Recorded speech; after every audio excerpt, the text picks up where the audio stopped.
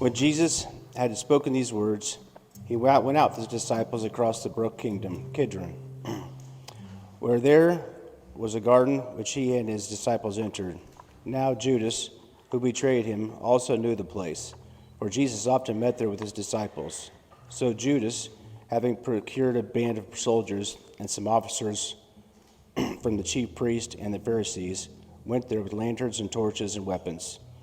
Then Jesus, knowing all that would happen to him, came forward and said to them, "Whom do you seek?" They answered him, "Jesus of Nazareth." Jesus said to them, "I am he." Judas, who betrayed him, was standing with them. When Jesus said to them, "I am he," they drew back and fell to the ground. So he asked them again, "Who do you seek?" And they said, "Jesus of Nazareth." Jesus answered, "I told you that I am he.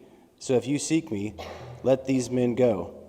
This was to fulfill the word that he had spoken, "Of those whom you gave me, I have lost not one." Then Simon Peter, having a sword, drew it and struck the high priest's servant and cut off his right ear. The servant's name was Malchus. So Jesus said to Peter, "Put your sword into its sheath. Shall I not drink the cup that the Father has given me?" You may be seated.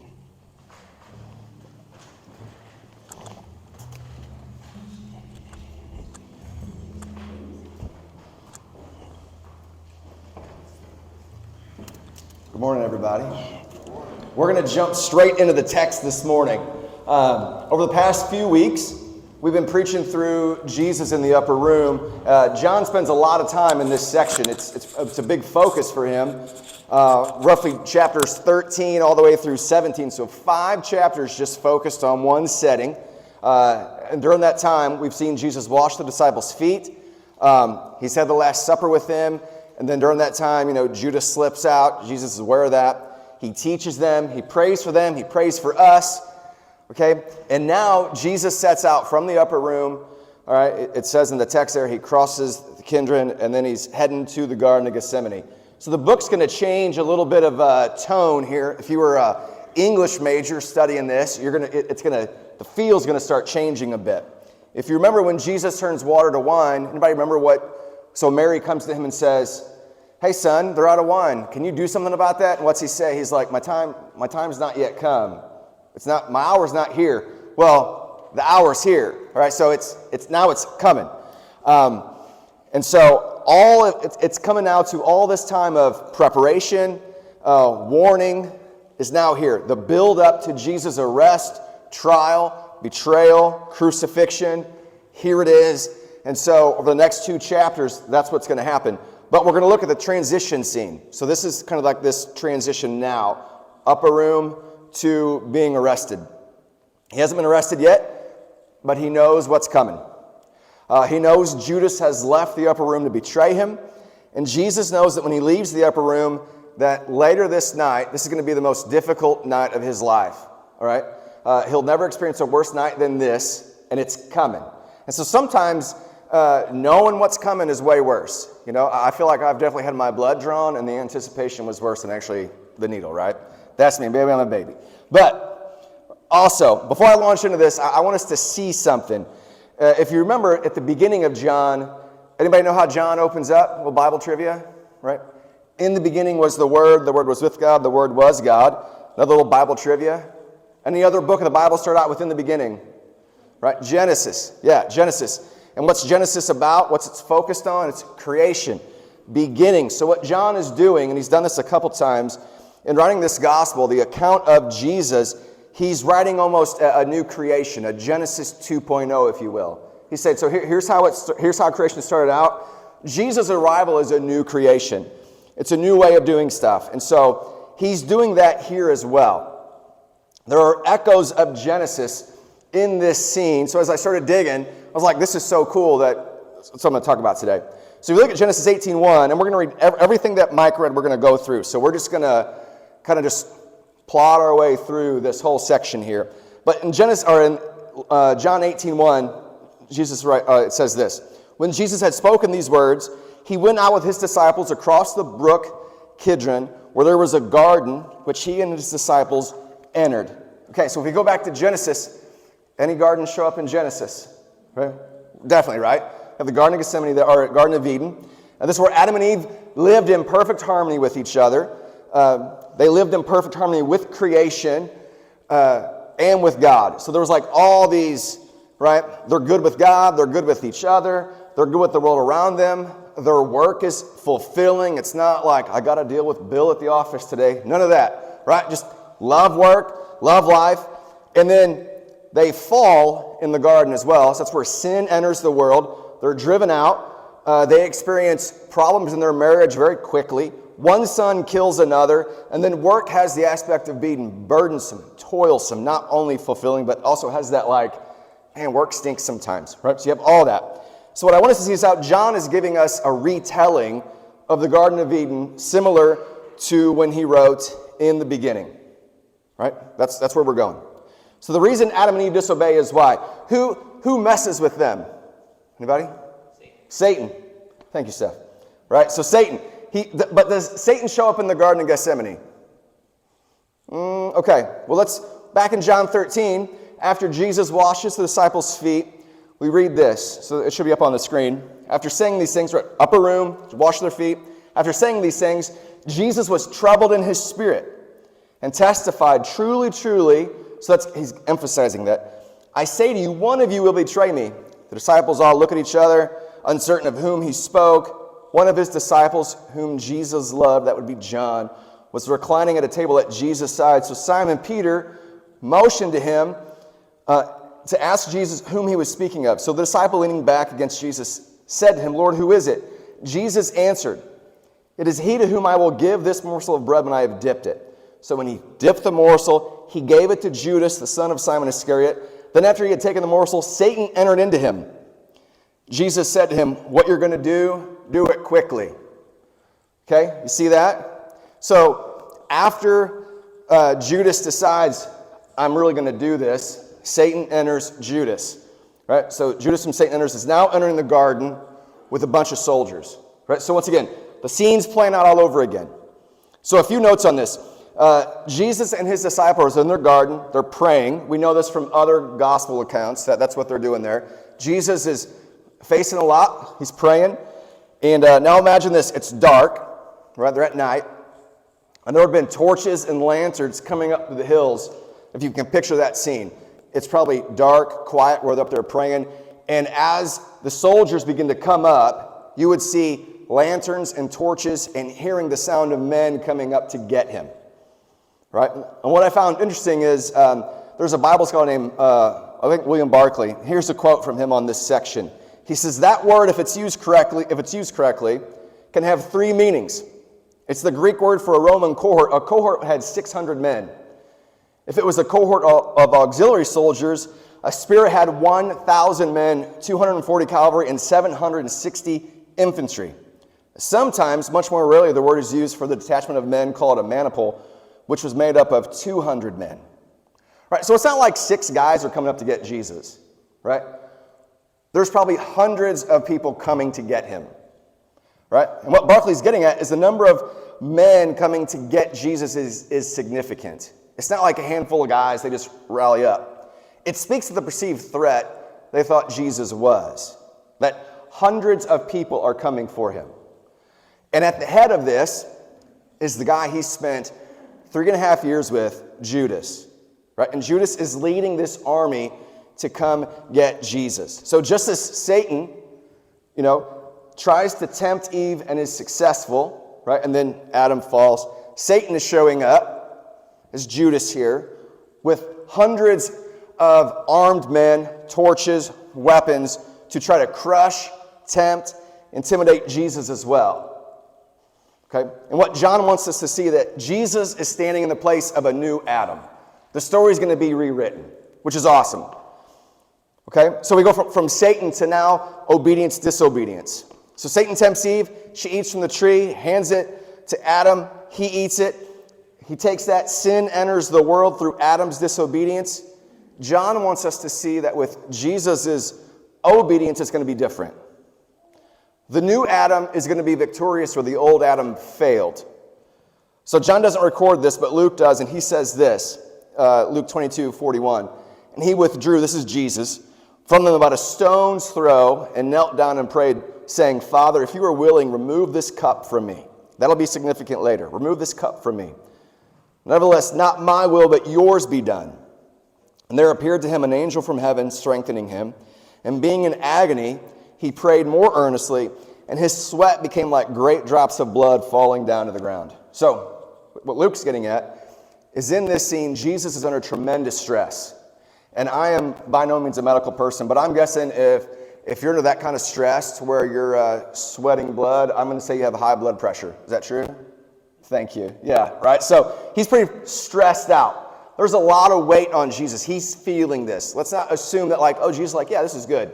Not a problem. Like he's stressed under this. And I heard one of the things about temptation is strong and you feel it. If you've ever been tempted, you know what I'm talking about. But then when you give in to temptation, it's no longer that big of an issue, right? You don't feel that pressure. Jesus has never given in to temptation. He's never given in to sin. So the pressure would just be mounting, right? And yet, he continues to endure, right? Jesus remains obedient to the Father at all cost. No matter what it costs him, he's going to remain obedient. So where Adam sins and all of humanity is condemned, Jesus is victorious, and his victory is available to all of us. So part of the work Jesus has come to do is repair and make better where Adam failed, right? Right, the garden being redone. Paul speaks of this in his letter to the church in Rome, in Romans 5. He says this, therefore as one trespass led to condemnation for all men, so that's Adam, so one act of righteousness, that's Jesus, led to justification and life for all men. For as by one man's disobedience the many were made sinners, so by the one man's obedience the many will be made righteous. Right? Once again, they're trading spots here. John is saying Jesus is the Adam we need, not the one we got. He's the one we need. And we're all more like Adam than we are like Jesus. The good news is for us is Jesus has undone what Adam did, which is fantastic. We don't have to remain in our failure. Right? We can turn to Jesus and receive his victory on our behalf. That's partly what it means to be a Christian. Right? It's a declaration that we need a Savior. Like we admit that we've made a mess of things, but through our disobedience, like we've failed, but Jesus, in his obedience, has redeemed us back to him. So in the garden, Adam fails, but Jesus wins. Right? So we see Satan tempting. We see Jesus obeying, and now we're going to see how they respond. How Adam and Jesus respond. In the Garden of Eden, Adam and Eve sin, and later God shows up in the garden looking for them. If you guys remember that story. He's like, Adam, where are you? Where'd you go? Right? And he's hiding. Jesus does the exact opposite of that. What we don't want to assume is that Jesus like sneaks out of the upper room, goes to the Garden of Gethsemane because he's hiding out. That is not what's happening. Jesus goes to a place where Judas expects him to be. It says it in the text, right? Judas knows this place because they went there often. Judas may assume, which we don't know, we may assume that Judas thinks maybe Jesus is hiding. That's why he's bringing all these soldiers, or maybe Jesus isn't going to come easily. Maybe they're going to have to force his hand. We don't know. But Jesus has zero intentions of hiding. In Luke, or in John, starting in verse 4, it says this, then Jesus, knowing all that would happen to him, came forward and said, whom do you seek? They answered him, Jesus of Nazareth. Jesus said to them, I am he. Judas, who betrayed him, was standing with them. When Jesus said to them, I am he, they drew back and fell to the ground. So he asked them again, whom do you seek? And they said, Jesus of Nazareth. Jesus answered, I told you that I am he, so if you seek me, let these men go. A few observations from this. First, Jesus knows what's going to happen to him, and he steps forward. He's not like, oh, I got to get out of here. He's like, who are you looking for? I'm the guy. And he just kind of, maybe this is just me. I read some swagger in here. Maybe it's not true. But I did the exact opposite one time. When I was younger, still living at my parents' house, we lived across the street from a railroad yard, and there was no fence. My dad was a road engineer, so I understood some of this culture there. So I would, to get into town, which makes it sound like I lived in the country, I didn't, but to get to where I wanted to be, I would cut through the railroad yard, and I had to be sly about it because you weren't supposed to do that. They frown on that if you don't know. And so I was cutting through, and I saw this like blacked out SUV with tinted windows kind of come towards me. So I took off running to the street and then slowed down like, I belong here. And this guy pulled up, And he jumps out. He's screaming, yelling. I mean, this guy's mad as all get out, very mad. And he's like, you do not belong on there. If you do that again, you're going to get arrested. And I was not scared of this dude at all. And he said, what's your name?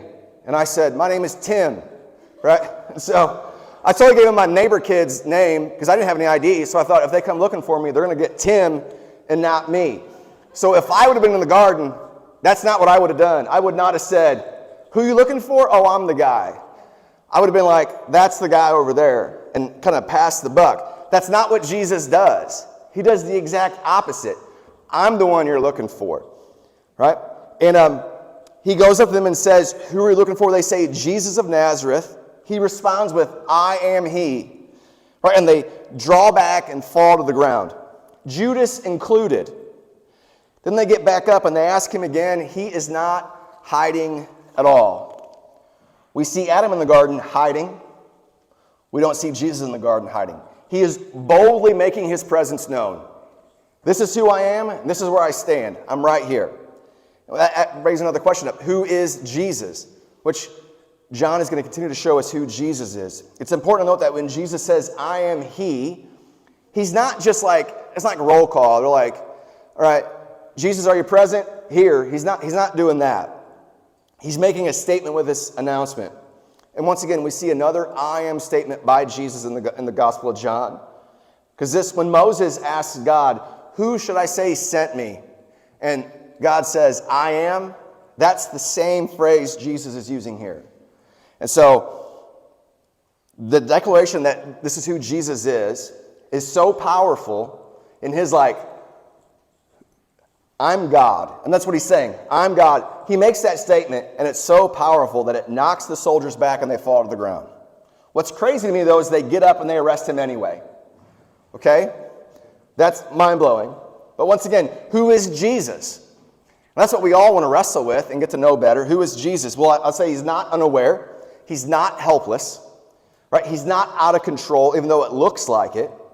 Jesus is fully in control of the situation. Nothing is happening to him in this moment that's out of his control or out of his knowledge. He's fully aware. We read over and over again that he knows what's going to happen to him. He knows who's going to betray him. He knows his disciples are going to abandon him. He knows Peter's going to deny him. And he's making a statement when he says, I am he. God has spoken. Here's what's really cool. You think about this, probably the darkest hour in history, where Satan is in possession of, if we want to use that term, of Judas with hundreds of soldiers, and Jesus steps out of the darkness and says, I am God, and in Satan's face, and they all fall down. And he says, I'm still in control, even though you think you are, right? Like, there's some swagger to that. Sorry, I think it's just really cool. So here's what's awesome for us.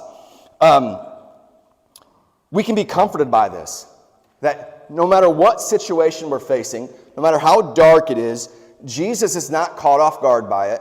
He's not like, whoa, I didn't see that coming. He sees it coming, right? He's fully in control. So no matter what you're facing, Jesus has got you. Like he's got you, okay? And we see this through this whole thing. You know, the garden again. Satan shows up to tempt, but Jesus obeys. Where Adam failed, Adam disobeys, Jesus obeys. Where Adam hides and is cowardly, Jesus is bold and powerful. And now we see Jesus as proactive. So once again, we see Adam's passivity and Jesus' I don't even know if this is a word, proactiveness. So if you read verses 8 and 9, Jesus answered, I told you that I am he. So if you seek me, let these men go. This was to fulfill the word that he had spoken. Of those whom you gave me, I have not lost one. So in the Garden of Eden, there's always this question of, where's Adam when Eve eats from the tree? Anybody heard that? Like, there's a lot of discussion around that. Some people argue, well, Adam's nowhere to be found. Other people would say, well, Adam's there. He just never says anything. He's just passive. What we know for sure is that in that section in Genesis, Adam says nothing. Nothing. The conversation is between Eve and the serpent. Adam, if he's there, he's sort of just probably like kicking rocks, doing nothing, right? He's passive. And then later, when they get caught, and God says, hey, what happened to you guys? Adam seriously says, it's that woman you gave me. It's her fault, right? He totally I'm not making that up. Read that. He says, the woman you gave me, she ate it. It's not on me, it's on her. So he's passive, blames his wife, doesn't take any ownership, no responsibility, right? I don't mean this to sound chauvinistic, but like, he's there to like help her and take care of her, and he throws her out, right? He doesn't care for her at all in that moment. I'm not saying Adam never cared for Eve, but in that moment, he didn't do a good job. Jesus does the absolute opposite. He's bold. He declares who he is when an army is looking for him. And then when they ask him again, here's my paraphrase. He's like, look, I'm the guy you're looking for. Let these guys go. Right? You got me? Let them go. And then John says this was to fulfill Jesus' word. The disciples the Father gave him were all saved. He didn't lose a one of them. So Jesus, right before his darkest hour, is making sure the disciples are taken care of. He's going to love these guys. And we've read that earlier, where he loves them to the end. Okay? He loves these guys, and he will love them to the end. He's not going to let them go. So like Jesus still takes care of his people. Like he still takes care of us. He still has you. Life may seem crazy. At times it may seem hopeless. It may feel like you're surrounded by hundreds of armed people. But Jesus has got you. Right? He proves this by giving his life for yours. I mean, that's at the heart of the gospel. That's who our God is. Our God does not throw us under the bus, but he actually gets under the bus for us. I mean, that's how radical our God is. Right? That's what we see Jesus do in this garden. Where Adam's like all about himself, Jesus is like, I'm going to obey the Father. I'm going to lay my life down. I'm going to protect these people. Like, he's awesome. He's awesome. So we see Satan tempting, Jesus obeying, Jesus being bold, Jesus being proactive. And now we get to see Peter, who's always fun to look at. Starting in verse 10. Then Simon Peter, having a sword, drew it and struck the high priest's servant and cut off his right ear. The servant's name was Malchus. So Jesus said to Peter, put your sword into its sheath. Shall I not drink the cup that the Father has given me? So here's where we get to see us a little bit, which is always fun. Peter sees Jesus getting arrested, and he decides, you know what? I'm going to pull out a sword, and my guess is Peter had bad aim. Because I'm guessing he probably tried to chop that dude's head off, and the guy probably moved and got his ear instead. That's just my guess, all right? But we do that stuff all the time, right? When things start unfolding around us that we're like, oh, I didn't expect this, which I'm sure the heat of that moment, I mean, if you want to put yourself in the disciples' perspective, they've come there to pray with Jesus. One of their own guys, I mean, imagine the mounting anxiety of seeing those torches coming up. And not like, but I'm sure it's everywhere. And they're coming up, and then at the head of this whole army is a guy one of your guys you've been with for years, who's leading it. I'm sure Peter's emotions were high. Okay? It's not making sense to him, right? And we respond in ways we shouldn't respond when life doesn't make sense all the time. And like Peter, we can get impulsive, we get angry, we can get violent, okay? And here's what I don't want us to miss. Peter just saw Jesus say, I am, and hundreds, if we take Barclay's words here, hundreds of soldiers get pushed back and fall to the ground. Jesus in a display saying, I'm still in control, I'm still God, right? Nothing's changed. And he's completely missed that, and he's now looked at himself to take care of things. And he gets violent and he gets impulsive, right? He's quickly forgot that Jesus is still in control. And this is kind of why we try to combat that around here, is we often ask, what are you celebrating? Right? Because we want to make sure we remember and focus on the good of what Jesus has done. We want to turn our attention to his goodness, his love, how he's taking care of us. So we make this a practice, right? And we would call it like practicing Christian gratitude. Not, you can read any self-help book right now or listen to a podcast and somebody's going to say, what's your morning routine? And they're going to say, oh, I practice gratefulness. Anybody heard that? Right? You can hear that on all kinds of podcasts. I'm not saying that's wrong, but we want to make sure that's a Christian thing. I'm not saying, I'm so glad the universe has got me, but Jesus has got me, right? Jesus is showing up. And so you can ask yourself that daily. I mean, that's a simple practice. What's God done for me? What am I grateful for? What am I celebrating? Right? To keep our eyes focused on Jesus and not ourselves. Because we see Peter do this again, right? When he walks on water. He sees Jesus, he's awesome. He looks at the waves, he starts focusing on himself, he sinks. Peter is all of us, right? So, and now we get to see Jesus' purpose. And that's where that cup comes in. This is the last section, starting in verse 11. So Jesus said to Peter, "Put your sword into its sheath. Shall I not drink the cup the Father has given me?" So the band of soldiers and their captain and the officers of the Jews arrested Jesus and bound him. First they led him to Annas, for he was the father-in-law of Caiaphas, who was the high priest that year. It was Caiaphas who had advised the Jews that it would be expedient that one man should die for the people. So in the Bible, when you see that, like the cup, oftentimes it's associated with intense emotions, or it's also symbolic of God's wrath, right? God's anger on sin. And what Jesus is telling Peter is, hey, look, this is the whole reason why I came. I came to drink this cup. And you don't want me to drink it. That's what I came here to do. And he does it, right? He's going to die for the people. And that's really, we're kind of transitioning into communion now, because that's what we do every week. Because, see, like we're just like Adam. Fearful, disobedient, blaming. We're broken under the weight of our own sin and failure and shortcomings. But Jesus, especially what we see here, is Jesus is rewriting your story, right? It's not done there. Jesus is rewriting your story, right? So because Jesus was obedient in the garden, the Father sees us as obedient when we put our faith, hope, and trust in Him. We inherited Adam's sin, but Jesus pays for it on the cross. And He says, you don't have to carry that any longer. Now, obviously, we all still have some effects of sin. Some of it we still mess up, right? We do that. But the eternal consequences were paid for by Jesus on the cross when He endures it, right? And that's the good news this morning. That's what we celebrate every Sunday with communion. And so I'm going to read this. And when I'm done with this verse, worship team and communion servers, you guys can come up. But 1 Corinthians 11 says this, "For I received from the Lord what I also delivered to you, that the Lord Jesus, on the night He was betrayed, took bread, and when He had given thanks, He broke it and said, 'This is my body, which is for you.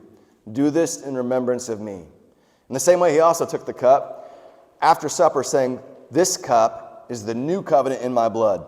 Do this as often as you drink it in remembrance of me.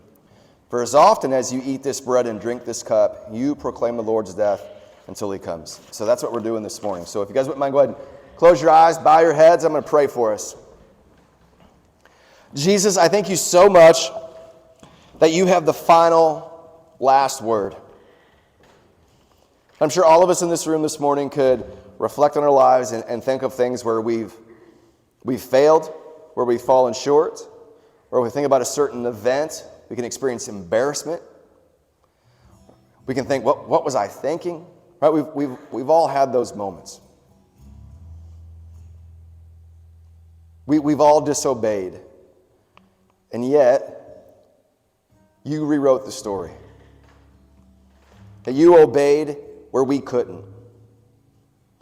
So I ask Jesus this morning that we would be grateful for that our hearts would rejoice that we get to experience Your obedience.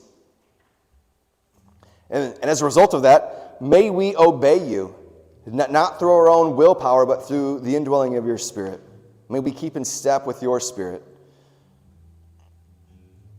So Jesus, this morning I pray that we would acknowledge our sin, that we would believe in You, and we would commit to follow You for the rest of our lives. And so, City Light, as you reflect on the past week, acknowledge your sin, put your belief in Him, and come forward to receive communion as followers of Jesus, walking in His steps. So, City Light, come whenever you're ready.